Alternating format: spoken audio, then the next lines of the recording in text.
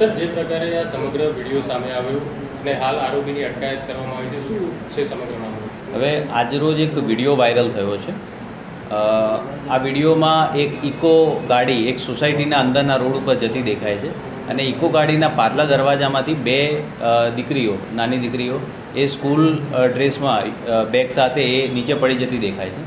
તો આ વાયરલ વિડીયોની તપાસ કરતાં આ વિડીયો જે છે એ મકરપુરા પોલીસ સ્ટેશનના તરસાલી રોડ ઉપર આવેલ તુલસીસામ સોસાયટીનો હોવાનું જાણવા મળે છે. અને આ વિડીયો 19/6/2024 2 દિવસ પહેલાંનો આ વિડીયો છે. બપોરે 11:47 આ વિડીયો છે.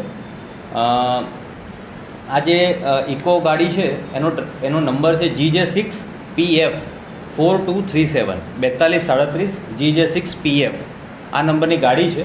અને એ ગાડીનો જે ચાલક છે એ છે પ્રતિક મહેશભાઈ રાયસિંગભાઈ પડિયાર. 23 વર્ષની એની ઉંમર છે અને તરસાલી બુડાના મકાનમાં રહે છે. એ વ્યક્તિ આ રીતે સ્કૂલ વાન ચલાવે છે. એની પાસે લર્નિંગ લાઇસન્સ છે, એની પાસે પાકું લાઇસન્સ છે નહીં. અને ગાડીનો માલિક જે છે એ જોશી જિગ્નેશ કુમાર હરિપ્રસાદ મુનિયાશંકર અને એ પણ સોમા તળાવ 4 રસ્તા વડોદરાના રહેવાસી છે.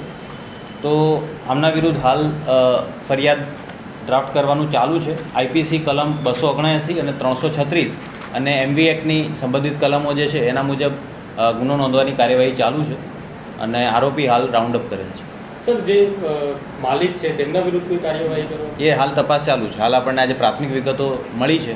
ફરિયાદ દાખલ થઈ જાય પછી એના માલિકને પણ આપણે જે આરોપી છે તેની પાસે લર્નિંગ લાયસન્સ છે, તો તેના વિરુદ્ધ શું કડક કાર્યવાહી કરવામાં આવશે જેનાથી અન્ય કોઈ ઇસમો આ પ્રકાર? હાલ આપણે જે આરોપીને રાઉન્ડ અપ કરેલ છે એને એવું જણાવે છે કે લર્નિંગ લાયસન્સ છે આપણી પાસે.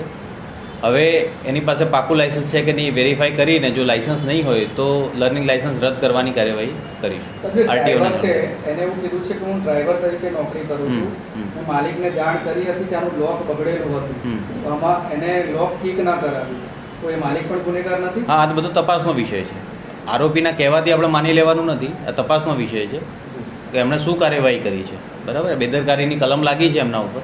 હવે એમના બચાવમાં શું રજૂઆત કરે છે, શું પુરાવા આપે છે અને આપણને તપાસમાં શું પુરાવા મળે છે એ મુજબ જે પણ આરોપી હશે અને જે પણ સેક્શન મુજબ આરોપ બનતા હશે એ બધા મુજબ કાર્યવાહી છે. માલિકની પૂછપરછ કરી છે કે બોલાવે છે? હજુ તો ફરિયાદ ડ્રાફ્ટ કરવાનું ચાલુ છે. આરટીઓ નિયમ મુજબ પ્રાઇવેટ પાસિંગ ગાડી ચલાવી શકે? હા, નહીં ચલાવી શકે ને, એ તો સ્કૂલ વાનમાં ચલાવે છે. બરાબર, એની પાસે લર્નિંગ લાઇસન્સ છે અને પ્રાઇવેટ પાસિંગની ગાડી છે. એટલે આ બધા વિષયો પર તપાસ કરવાની છે. ઓકે.